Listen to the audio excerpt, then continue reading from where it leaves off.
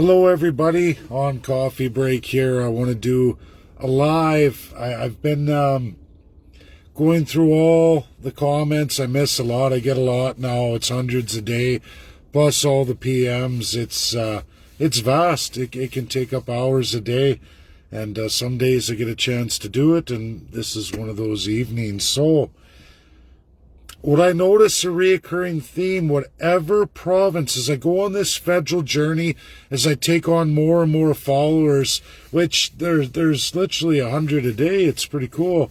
So I'm getting out there. I'm reaching people from all over, and every single province has a different issue they're dealing with. It all ties in together, and everybody says the same thing. Remove Doug Ford, remove Justin Trudeau, remove Jason Kenney. Goes on and on. BC, Oregon, there's all kinds of provinces and people screaming this out as I click on the links they share. I look at it and the posts made in many provinces. And you know what? NDP, Conservative, Liberal, they're all represented there. You notice how there's no difference right now in this COVID crisis? It doesn't matter what party.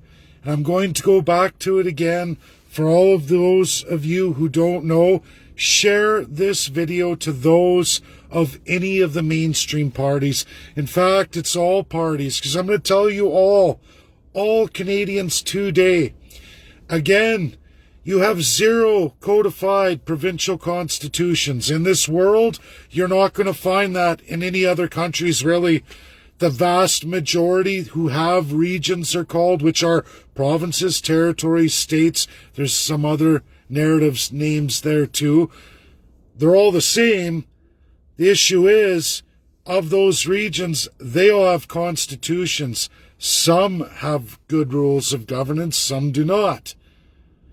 We don't have any.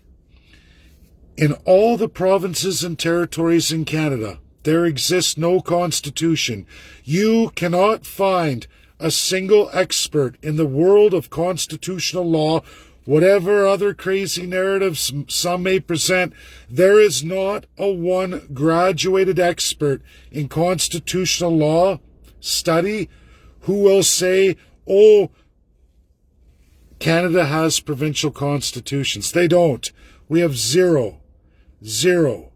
Absolutely 0. You have some codified rights in some acts. However, that's subject to your politicians. Whomever you elect gets to govern and decide on all of your charter civil rights. Goes on and on. Now, federally, we have a limited constitution. We have one. It's limited.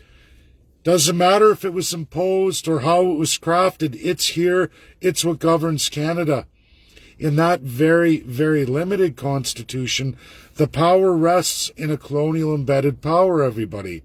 Your federal elected representatives, especially absolutely the party in power, gets a whole list of crown power supposed to be illegal that allows them to overstep any democracy. Prime Minister, Governor General, Lieutenant Governors of all provinces.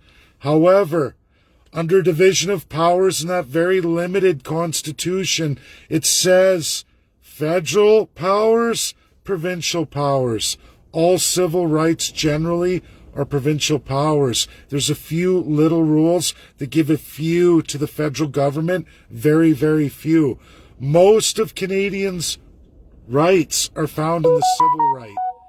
The other side of it is charter rights. Those charter rights, there's no rules of governance for the federal government.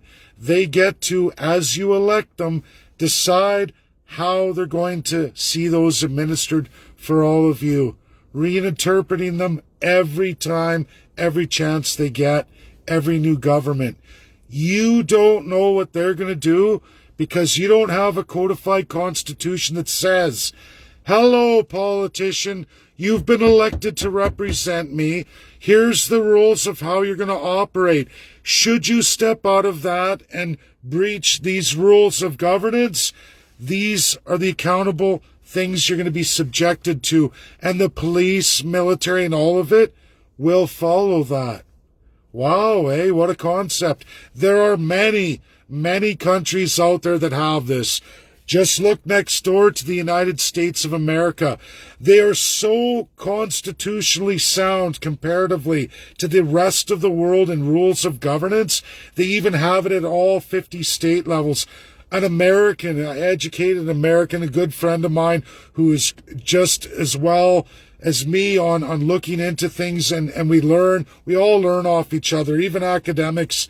And I'll tell you, the states have it in their constitutions for their own militaries to stand against federal imposition of trying to overstep or breach constitutional powers of the states.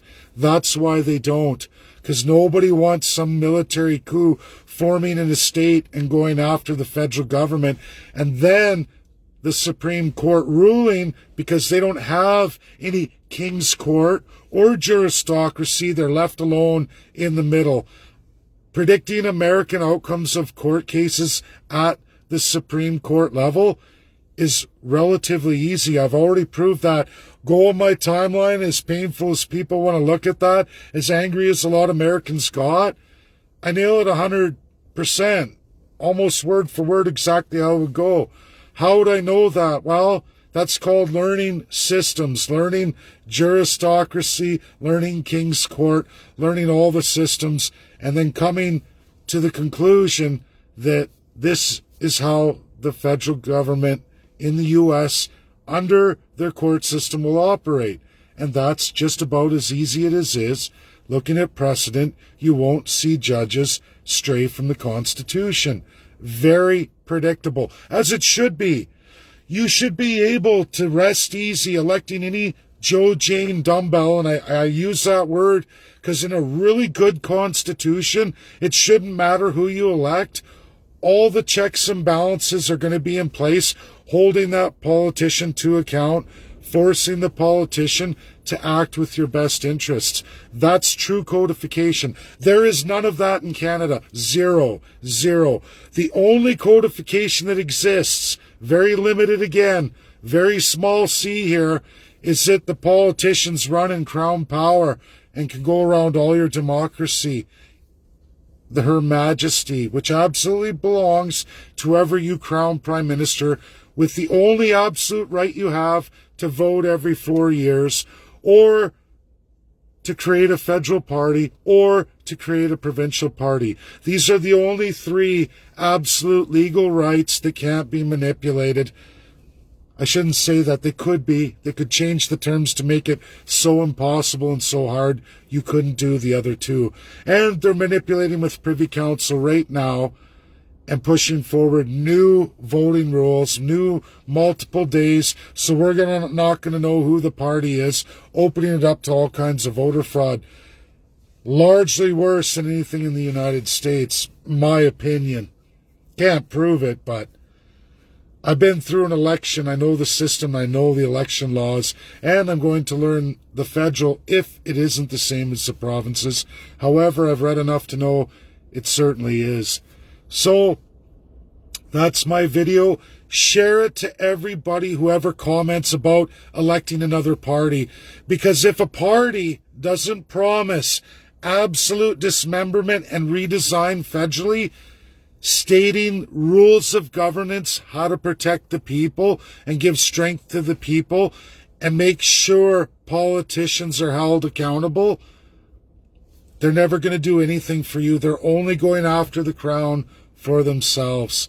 If they don't promise provincial constitutions, don't elect them if it's not in a party's platform. If they don't promise to set rules of governance in how to govern, codification of provincial constitutions by way of everybody in town hall by great experts worldwide, I wouldn't for a minute vote for any of them, and I never will vote again.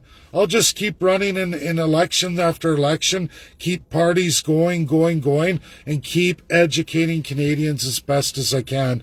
That is how I'm going to spend the rest of my days, or as long as I can, until the country crumbles to the point I got to say arrivederci.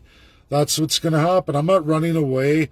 I'm going to do this path. I'm going to finish what I started and make sure every Canadian knows what they need to know, honestly, openly, and transparently. What is, not what they tell you. Thanks, everybody. Enjoy your night. Share, share, share. Anyone who talks about parties, look at the platform. If they're not going to end the colonialism or provide provincial constitutions, which is insane in this world not to have them, don't know what to tell you. You're just going to fall on your face again and again, flip-flop, flip-flop, flip-flop, getting worse and worse over and over. Look at so many countries in the world. They just shake their head at you. Why wouldn't you do it? Why do you let your politicians do it?